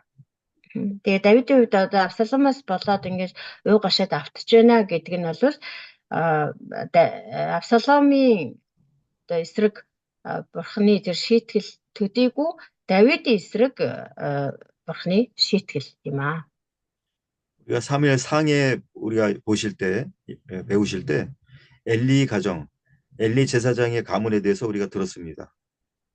Нэгдүгээр Самуэль номыг үзэж байхдаа бид нэр тахилч Элигийн гэр бүлийн талаар үзсэн байгаа. 엘리의 두 아들의 범죄 때문에 자기들도 망하고 아버지 엘리까지 그 징벌을 받았죠. Тэгээ тахилч Элид болохоор хоёр хүү байсан тийм ээ. Тэгээ тэр хоёр хүүгийнх нь одоо нүгэл хилэнцээс болоод тэр хоёр хүн өөрсдөө сүйрээд зогсохгүй эцэг Элигийнх гэр бүл тэр чигтээ сүйрсэн байгаа. 그리고 그 죄의 영향력이 후대까지 갈 것을 말씀하셨습니다. За тэгээд бүр түүгэрч зогсохгүй тэдний үлдсэн гим нүглийнх нь тэр муу нөлөөлөл нь тэдний хойч үед хүртэл үргэлжлэх болно гэж хэлсэн. 모든 백성들이 복을 받는 가운데 이 엘리 가문만큼은 환란을 볼 것이라고 말씀하셨어요. 모든 백성이 복을 받는 가운데서 복을 받는 가운데서 엘리 가문만 그 환란을 볼 것을 말씀하셨어요. Тэгээд бүх ард түмэн өрөөгдөж байхад зөвхөн Элигийн гэр бүл удмынх нь зовж шаналх болно гэж хэлсэн байна. 다른 사람들은 다 기쁘고 즐거워하는 가운데 자기만 고통을 당한다면 그것은 바로 반드시 자기의 죄의 결과로 그 일이 생기는 거죠. Бүх хүмүүс баяр хөөр болж байхад ганцаархан уу гашууд автаж байна гэдэг бол ялтчгүй өөрийнх нь гим нүглийн улмаас тэр уу гашуу ирж байгаа хэрэг юм аа. 그러면은 다윗이 이렇게 고통을 당하게 된 그 죄가 어떤 것인지를 좀 정리해 보겠습니다. Тэгвэл Давид одоо ингэж уу гашууд автах болсон ингэж зовлонд унах болсон тэр гим нүгэл нь юу байсан бэ гэдэг талаар ярилцъя.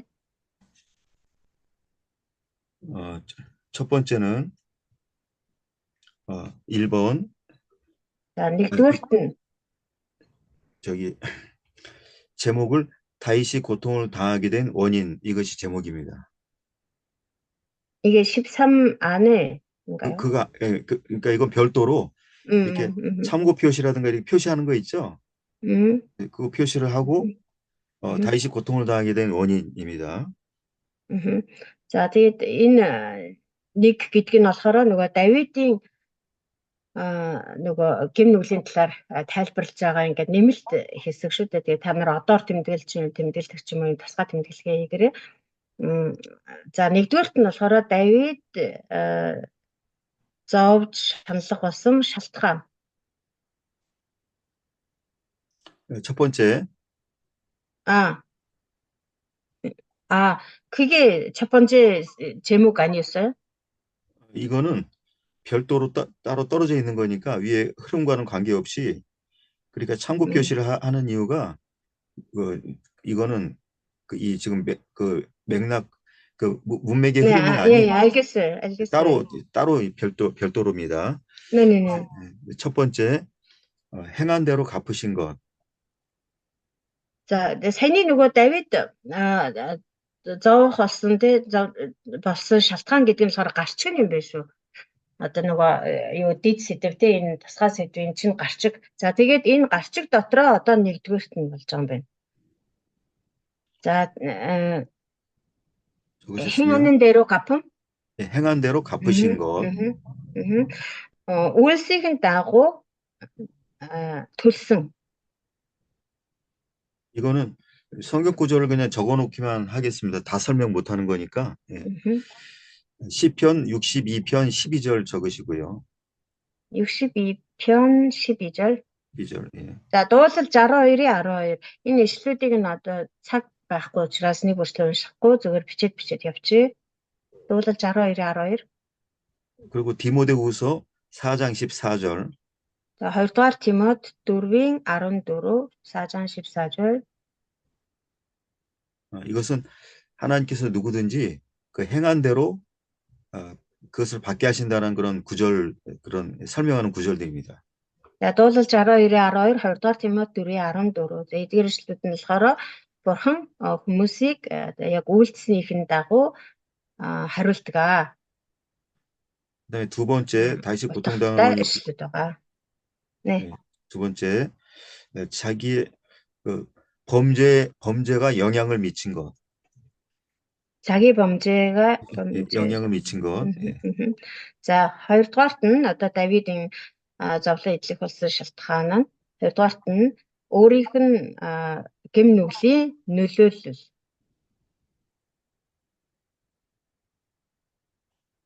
성경 구절 출애굽기 20장 5절. За Библи энэтэй холбоотой ишлэн болохоор Гитлэл 25. 그다음에 마태복음 23장 15절. Матай 23-ийн 15. 사무엘하 12장 10절. 2-р Самуэль 12-ийн 10. 이런 구절들은 범죄 행위가 자기 혼자만의 범죄한 사람 혼자만의 문제가 아니고 반드시 그 후대에 영향을 미친다라는 것을 알려주는 구절들입니다. За Гитлэл 25, Матай 23-15 нэг 2-р Самуэль гэсэн үү? 2-р Самуэль 12-ийн 10. За эдгээр ишлүүд нь болохоор одоо хэн нэгэн хүн гэм нүгэл үйлдэлээ гэхэд тэр бол ганцаараа одоо өөрөө л ганцаараа одоо хийчихсэн байдаггүй. Заавал одоо хэн нэгний тэр гэм нүглийн нөлөөлөл байдаг. Тэгээд тэр нь хэрэг одоо би гэм нүгэл хийлээ гэхэд тэр нь хойч үед маань ч гэсэн бас муу зүйл хийхэд нөлөөлж байдаг гэсэн утгатай ишлүүд байгаа. 세 번째, 다윗이 고통당하는 원인 세 번째. 죄를 엄격하게 다루지 않았음. гэм нүглийг одоо хатуу шийтгээгүй. гэм нүглийн эсрэг хатуу арга хэмжээ аваагүй гэсэн үг. 열왕기상 1장 6절이고요. 1-р хаад 1-ийн 1장 6절 6. 1-р хаад 1-ийн 6. 그리고 사무엘상 2장 29절. 1-р Самуэль 2-ийн 2장 19절이요. 29절이요. 29절. 2-29. 2-р Самуэль 1-р Самуэль 2-29. 특별히 열왕기상에는 압살롬 다음 아들에 관한 말씀인데 엄격하게 죄를 다루지 않은 것이 거기도 보입니다. 압살롬의 다음 아들?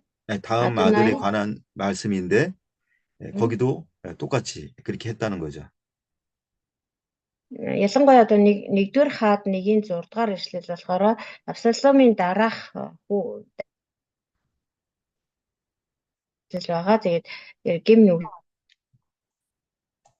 арга хэмжээ аваагүй учраас ямар одоо үр шиг төрсөн бэ гэдэг л болж байгаа. 그러니까 압살롬을 그 예뻐하기만 했지, 잘 대해주기만 했지, 그 죄에 대해서 엄격하게 다루지 않았다는 걸 말씀하는 겁니다. 죄송합니다. 지금 인터넷이 끊겨서 말씀이 잘 이렇게 못 들었어요. 예, 다시 말씀해 주세요. 예, 다시요. 압살롬을 잘 대해주기만 했지, 그 죄에 대해서 엄격하게 가르치는 걸 안 했다는 거죠. 다윗이? 예, 다윗이요. Давид одоо Абсаломд ер нь дандаа сайн арга ханддаг байсан болохоос биш одоо тэр хүүгүүдээ одоо гим буруу зүйл хийхэд бол ерөөсөө тэгж хатуу таслан зогсоож хатуу шийтгдэггүй байсан. 네 번째 그 4번이요. За дөрөвдүгээрт нь Давидын одоо ингэж завж шалгасан шалтгаан нь 하나님보다 아들을 더 사랑했음. Бурханаас илүү хүүгээ хайрсан.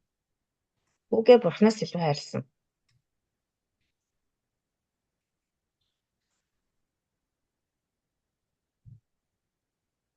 전쟁 승리보다 백성들의 안위보다 아들을 먼저 걱정한 것이 그 증거입니다.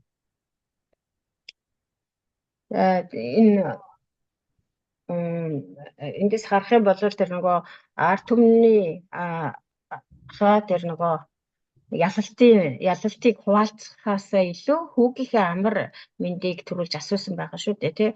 Эндээс нь харахад ч гэсэн хүүгээ Бурханаас илүү хайрладаг байсан гэдгийг юм хэлж байна. 사무엘상 2장 29절입니다. 1-р Самуэль 2:23 그리고 마태복음 10장 37절부터 38절이요. Матай 10:37-оос 38. 마가복음 10장 29절부터 30절. Марк 10:20-оос 30. 여기까지만 해야 되겠습니다. 그래서 다시 이렇게 고통당한 것은 원인이 자기에게 있다고 하지 않았습니까?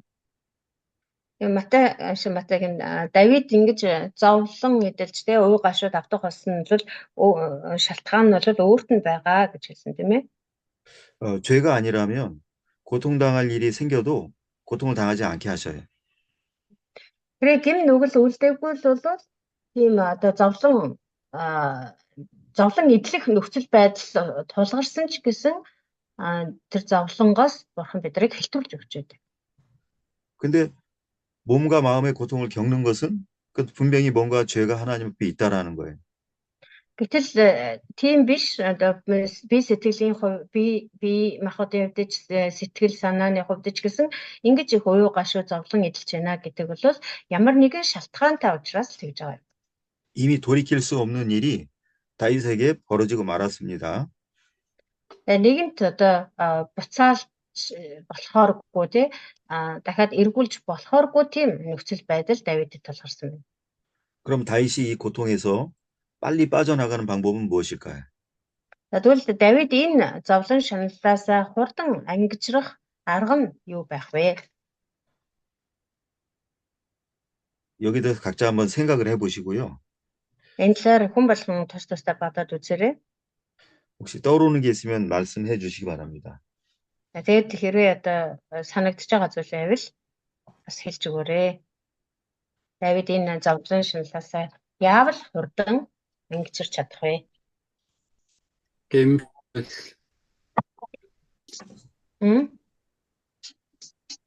Иргэн дахад гэмшил. За уучлаарай. Миний бас интернет гацаад байгаа шүү байна. За гимнүлээ гимших гэсэн. Жэрэл 죄악을 회개하는 것. 제가 원하는 답이 바로 나왔습니다. Яг миний хүссэн хариулт ирлээ. 이 고통의 원인이 죄입니다. Энэ зовлон шаналлын чинь яг гол шалтгаан нь гэм нүгэл байгаад байна шүү дээ. 죄를 갖고 있는 동안에는 고통이 계속되는 거예요. Хэрвээ одоо тэр гэм нүглээ тээсээр байх юм бол гэм нүгэлтэйгээ байсаар байх юм бол тэр зовлон шанал үргэлжилсээр л байна. 그러니까 죄 때문에 온 결과를 가지고 고통 당하는 것보다는 그 죄를 가지고 회개하는 것이 가장 지혜로운 방법입니다. Тэр гэм нүглийн үр дүнд ирсэн тэр зовлон шаналлаа тэгээл тэрэл зовоод тэр дотроо байгаад байхын оронд тэр зовлон авчирсан гэм нүглээ аваад Бурхны өмнө очиод гимших нь хамаагүй хурдан тэр зовлонгоос ангижруулж өгнө. 그러면 그 하나님께서 인정하실 만큼의 회개가 되면 하나님이 그 마음을 슬픔이 아닌 평안의 마음으로 바꿔 놓으십니다. За тэгээд үнэхээр Бурханд таалагдах үз тэ Бурхан хүлээн зөвшөөрөх үз тийм жинхэнэ гимшиж чадах юм бол тэр тийм жинхэнэ гимшиж чадах юм бол Бурхан тэр зүрх сэтгэлийн зовлон шаналлыг амар тайвнаар сольж өгдөг. 그게 하나님의 위로이고 하나님의 자기 마음 주심이죠. Тэгээ энэ бол нэгэсэндээ Бурханы тайвшрал, тайтгаруулал юм бас Бурхан өөрийнхөө зүрх сэтгэлийг дүүргэж өгч байгаа хэрэг юм аа. 고통 당할 일에도 고통 당하지 않은 방법이고 고통에서 빠져나오는 방법이 하나님의 마음을 받아 가지고 있는 겁니다. Тэгээд бодит байдал бол яалтчгүй тэр зовлон шаналлалтай тийм нөхцөл байдал байхад тэр зовж шаналлахгүй байж чадах арга бол энэ юм аа. 철저히 회개하는 자에게는 하나님께서 자기 마음을 주십니다.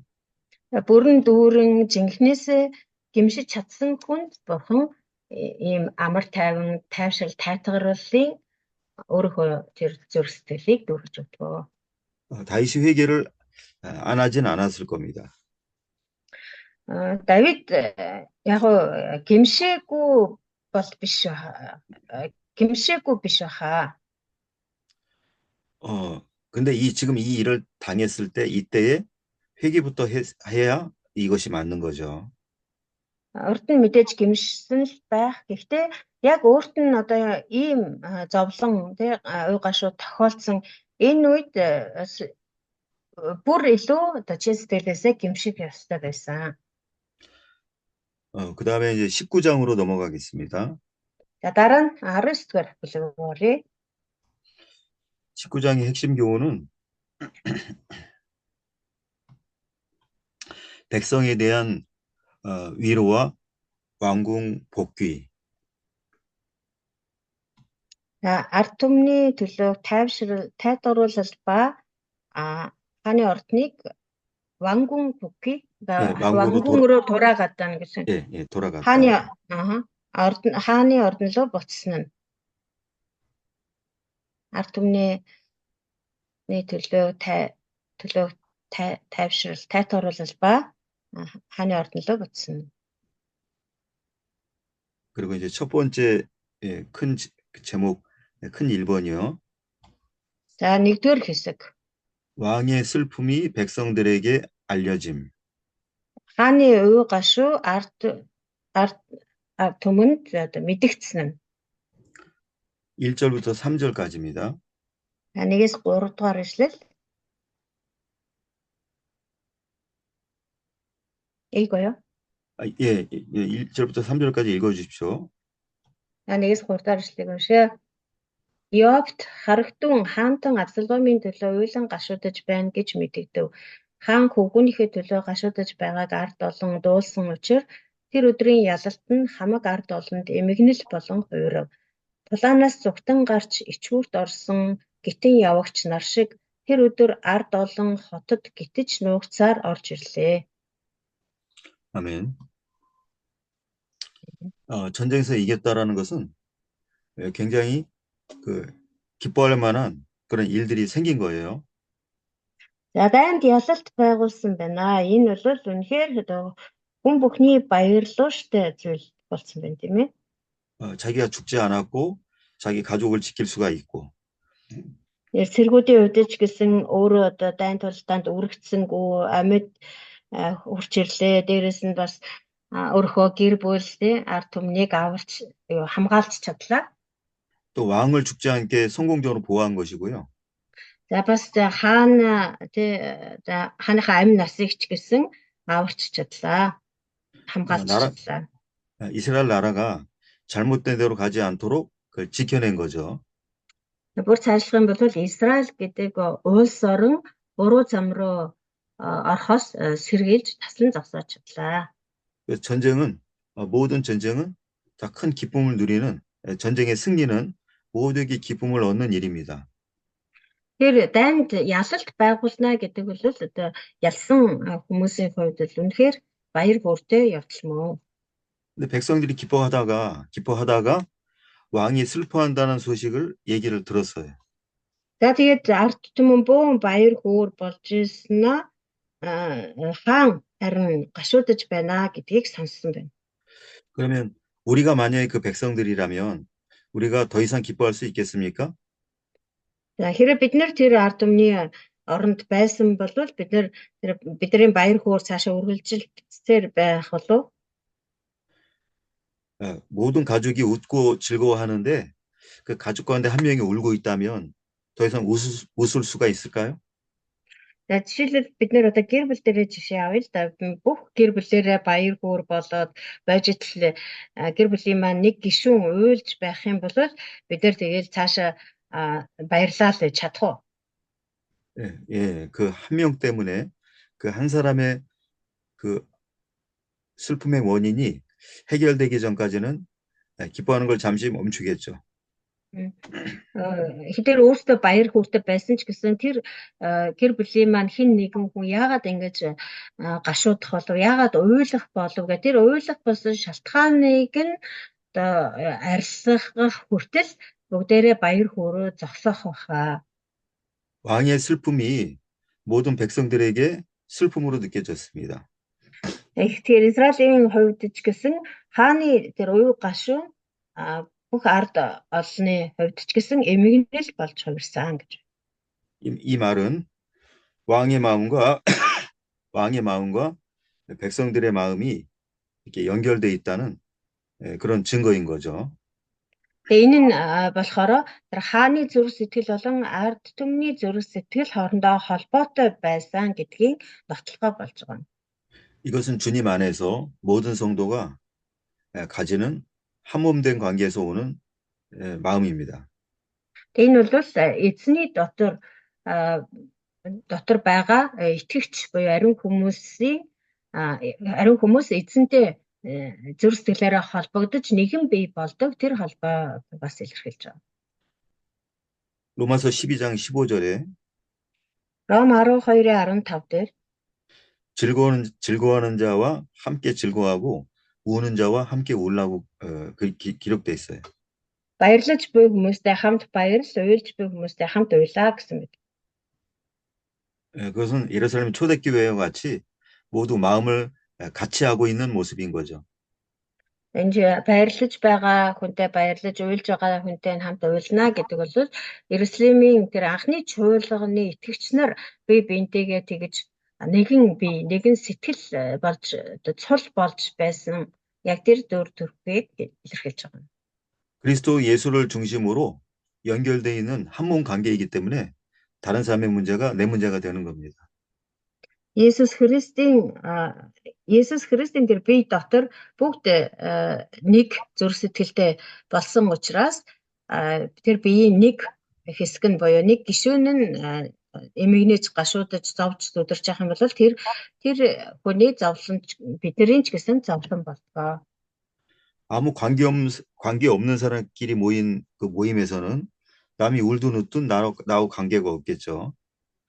Хэрвээ бид нар одоо ямар ч холбоогүй, харилцаагүй, таньж мэдэхгүй хүмүүстэй одоо нэг дор цуглалаа. Тэгээд тэр хүмүүсээ нэг нь ингэж уйлж гашуудаж байна гэхэд бид нар тэр хүний уй гашууг яг өөрийг шигээ тэгэж мэдэрч хүлээж авч чадахгүй. 교회 안에서 다른 사람의 문제를 이렇게 등한히 여기고 그러니까 관심 안 갖는다면 그건 심각한 영적 병이 든 가운데 있는 겁니다. Хэрвээ яг түүнтэй адилхан хэрвээ сүм чуулган дотор тэр чуулганы ахан дүүсийн маань хэн нэг нь үнэхээр ингээд зовж шаналж байгаа тэр хүний зовлон шаналлыг тийм ээ шаналлыг тоохгүй нүур буруулж тэ нуруугаа харуулж авах юм бол тэр чуулган үнэхээр ноцтой сүнсний одоо өвчнөд нэрвэгдсэн байна гэсэн үг. 슬픔은 나누면 작아지고 기쁨은 나누면 커진다라는 말이 있습니다. Тэгээ нэг ийм үг гэдэг тийм уу гашууг хуваалцах тусам багасч байдаг, жижигэрч байдаг, баяр хөөргийг хуваалцах тусам томорч байдаг гэсэн үг. 나와 같이 슬퍼하는 사람이 많이 있다면 내 슬픔은 다 사라지고 맙니다. Тэгэхээр надтай хамт уу гашууг маань хуваалцаж байгаа хүмүүс байх юм бол миний дэргэд миний уу гашууг хуваалцах хүмүүс байх юм бол миний тэр уу гашуу нэмгэрнэ. 왕의 슬픔에 대해서 백성들이 조롱하고 비판하는 게 아니라 같이 마음 아파했다는 것은 이건 굉장히 좋은 그 영적으로 좋은 관계에 있었다는 걸 알려주는 겁니다. Тэгээ сайн уншсан хэсгээс харахад хааныга гашуудж байгааг ард олон сонсоод илэглэж шоолох ч юм уу эсвэл бол доромжлох биш харин ч тэр адилхан эмэгнэн гашуудж байна гэдэг бол сүнсний хувьд маш зөв сайн харилцаатай байсан гэдгийг харуулж байгаа. 그래서 왕의 마음을 같이 느끼다 보니까 승리자의 모습으로 돌아온 게 아니라 패배하고 쫓겨온 것처럼 몰래 성으로 들어왔습니다. Тэгээд хааныхаа тэр уу гашиг чил сэтгэлээсээ хуваалцаж хаантайгаа адилхан эмэгнэн гашуудж байсан учраас тэд нэр тэр цэргүүд нь тэр ард олонч гэсэн тэр хот руу орж ирэхдээ үнэхээр ялсан дайчид шиг тий одоо ялгуусан тугаа мандуулаад тэр нөгөө ялсан айрамч яаж одоо хот руу орж ирдэг вүлээ. Тийм дүр төрхөөр орж ирч чадаагүй харин ч одоо тулалдаанд ялагдаад тэр тулалдаанаас оргож зүгтсэн гим нүгэлтэй нөгөө гимт хүн гэлбэлзэн гэдэг шиг тэгэж гитэж сэмэрхэн нуугдаж орж ирсэн гэж. 큰 2번 두 번째입니다. ерөнхий 2 дугаар хэсэг, том 2 дугаар хэсэг. 슬퍼하는 왕에게 항의하는 요압. Гашуудж буй хаанда эсэргүүцэл үзүүлсэн Йоб. Хааныгаа эсэргүүцсэн Йоб. 4절부터 7절까지고요. Энэ болохоор 4-өөс 7. 이것은 다시 이렇게 세 부분으로 나눠집니다. Энэ нас дотроо 3 хэсэг хуваагдана. 작은 1번. жижиг 1-р хэсэг нь болохоор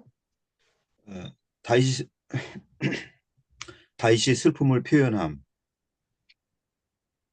다윗이 슬픔을 표현함. 다윗 uu гашуугаа илэрхийлсэн. 표현한다는 거는 슬픔을 이렇게 남들이 알 수 있도록 이렇게 알리는 거죠. 자기가 자기 슬픔을 알린다는 겁니다. 4절이고요. Энэ 4-р ишлэл ганцаараа. 4절만 읽어주십시오. За 4-р ишлэл уншаа. Хаан нүрэ бүтээн чанга дуугаар миний хүү Авсалом хүү минь гэж ойрлон уйлж байв. 아멘. 19장 지금 4절 읽으셨죠? 예. 다윗이 얼마나 슬퍼했는지가 다윗의 한 행동과 말의 내용에 담겨 있습니다. Давид ямар их гашуу болж ирсэн бэ гэдгийг түүний хийсэн үйлдэл болон хэлсэн үгнээс харагдаж байна. 얼굴을 가리었다는 것도 큰 슬픔의 표현이죠.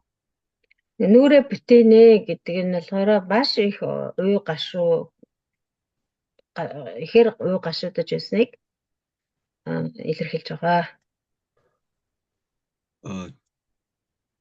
자기 감정이 얼굴로 드러나는 것을 감추기 위한 그런 얼굴의 가리움입니다. Өөрөөр хэлбэл тэр маш их одоо уй гашуу болохоор хүний нүүр чинь нүүр царайч гэсэн одоо янз янз болдог шүү дээ. Тэгээд түүнийг харуулахгүй тулд нүрээ бүтээсэн гэсэн үг. 그러나 그 감정은 감출 수 없는 이런 행동으로 보여지는 거죠. Тэгсэн ч гэсэн нүрээ бүтээсэн ч гэсэн одоо тэр нүрээ бүтээсэн нь хүртэл түүнийг ямар ихээр гашуудж байгааг илэрхийлсэн. 예, 소리를 큰 소리로 이렇게 말했다는 것은 그만큼 슬픔의 크기가 다윗에게 컸다라는 거죠. За бас уйлахтаа бүр ойрлон уйлж исэн гэж байгаа. Тэгэхээр ингэж чангаар ойрлж хашгирч байна гэдэг бол бас ямар их уй гашуу түүний дотор байсан бэ гэдгийг илэрхийлж байгаа. 왜 슬퍼하는지가 여기 4절 9절에 나와 있습니다. 4절 9절? 4절이랑 9절에 나와 있습니다. Тэгээ яагаад тэгж гашуудж байгаа вэ гэдэг нь энэ 4-р ишлэлээр тодорхой байна. 내 아들이라는 말을 3번 불렀고 압살롬이라는 말을 2번 불렀어요. Эндээс харах юм бол түүний үг ерөөсөө миний хүү гэсэн үг, хүүмэн гэсэн үг 3 удаа, 압살ом гэсэн нэр 2 удаа гарч байна. 이게 압살롬이라는 말의 그 의미를 혹시 제가 설명했는지 모르겠는데 설명하겠습니다. 압살ом гэдэг нэрийн утгыг би урд нь тайлбарласан үгүй санахгүй байна. Ямар ч байсан дахиад тайлбарлая.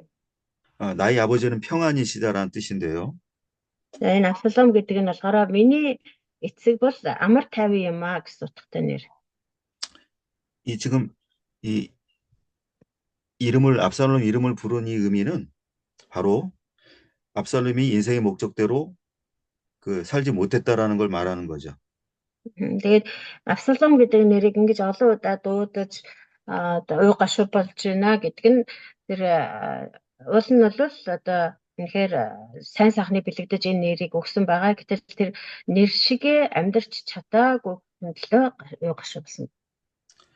아버지 다윗이 압살롬이 평안 누리기를 원했습니다. Эцэг Давид нь бол хүү Абсаломыгаа үнэхээр одоо амар тайван амьдралаар амьдраасай, амар тайвныг эзэлж амьдраасай гэж хүссэн байгаа. 그러나 자기의 참 믿음의 아들이 되지 못하고 하나님의 아들도 되지 못했다라는 거죠. Гэтэл харамсалтай нь тэр үнэхээр эцгийнхээ хүссэн шиг тийм одоо итгэлтэй хүү байж чадсангүй, цаашлаад бурхны хүү байж чадсангүй. 그래서 평안을 누리지 못하는 자로 인생을 마쳤다라는 것을 다윗이 안타까워한 겁니다. Ингэж одоо амар тайвныг хүсэж нэр өгсөн боловч тэр амар тайвныг эдэлж чадлаггүй амьдралаа дуусгасны төлөө Давид гашуудсан байна.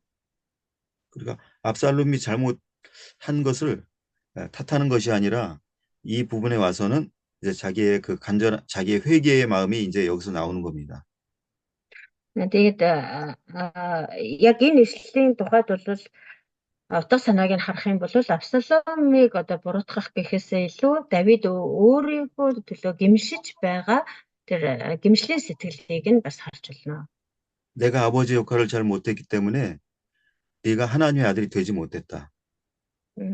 Би эцгийн одоо үргээ биелүүлж чадаагүй учраас чи бурхны хүү болж чадсангүй. гэсэн тийм гимшил. 하나님의 평안을 얻지 못해서 하나님의 아들이 되지 못함으로 하나님의 평안을 누리지 못하게 됐다. 이제 그런 말이죠. 하나님의 아들이 되지 못해서 하나님의 평안을 누리지 못했다 그 뜻이죠. Би эцгийн үргээ биелүүлж чадаагүй учраас чи бурхны одоо итгэлийн хүүдээ итгэлээр явж чадсангүй, бурхны хүү болж чадсангүй. Тэгээд бурхны тэр амар тайвныг ч гэсэн эдэлж чадалгүй энэ хорвоог орхилоо гэсэн тийм одоо гимшил цаана явж байгаамаа. 압살롬의 뜻은 우리 모두에 대한 약속입니다. Абсалом гэдэг нэрийн утга бол бид бүхэнд хандсан бурхны амлалт гэж хэлж болно. 누구나 하나님의 참 아들이 된다면 반드시 평강 누리게 된다는 거죠. Өөрөөр хэлбэл бурхны жинхэнэ хүүхэд болж чадсан хүн болгонд бурхны жинхэнэ амар тайван ирдэг. 그러나 하나님의 아들로 살아가길 거절한다면 결코 평안을 얻을 수 없다라는 것을 말해주는 그런 내용들이죠. Харин эсвэргээрээ бурхны хүүхэд болохоос татгалзсан хүн болгоно бурхны тэр бурхны амар тайвныг эдэлж чадахгүй. 자기 잘못 때문에 그렇게 됐다라는 것을 철저하게 회개하는 그런 말을 지금 한 겁니다. Тэр энэ миний хүү Авсаломоо гэдэг ингээ гашуудан орилж байгаа энэ үгийн сайн хин Давид өөрөө тэр эцгийн үргийг биелүүлж чадаагүй учраас хүү нь ингээ бурхны хүү болж чадсангүй, бурхны амар тайвныг ч гэсэн эдэлж чадсангүй гэсэн бүрэн дүүрэн гимшил агуулгадж байгаа. 이런 조건이 갖춰져 있기 때문에 다윗은 하나님의 이제 위로를 받게 됩니다. За ийм эдгээр болцлууд би хангагдсан учраас энэ бүхний дараа Давид бурхны тайвширлыг олж чадсан байна. 기도하고 마치겠습니다. За залбираад дуусгая өнөөдрийн хичээлээ. 하나님 주신 가르침들에 담기는 귀한 뜻들을 굳게 붙잡게 하여 주시옵소서. Бурхан минь таны бидэнд өгж байгаа үг сургаал дотор агуулгадж буй утга учирыг хүн гүнзгий зөв ойлгох зүрх сэтгэлийг бидэнд зөвшөөрч өгөөч. 언제나 평안만 누리며 기쁨의 소식을 전하는 저희가 되게 하여 주시옵소서. Үргэлж танаас ирдэг тэр амар тайвныг эдэлж танаас ирдэг тэр сайн сайхан баярт мэдээг дамжуулдаг хүмүүс болгож өгөөрэй. 혼자 고통받는 징벌이 아닌 환난 가운데도 평안 누리는 저희가 되게 하여 주시옵소서. Ганцаараа зовж шаналж суух биш харин тийм зовлон шаналлтай үдэж гисэн таны амар тайвныг эдэлж чаддаг хүмүүс болгож өгөөрэй. 예수님의 이름으로 기도합나이다. Есүсийн нэрээр залбирanгуйж байна. 아멘. 수고 많이 하셨습니다. 네, 다음 주에 뵙겠습니다. 예, 모두 한 주간 동안 잘 보내시고 다음 주에 뵙겠습니다. За бүгдээрээ 7 хоногийн турш амар тайван байгаарай. Дараагийн 7 хоногт уулзъя гэж. За бүгдээрээ өдөөс хойш уулзцгаая. 바이스테. 네.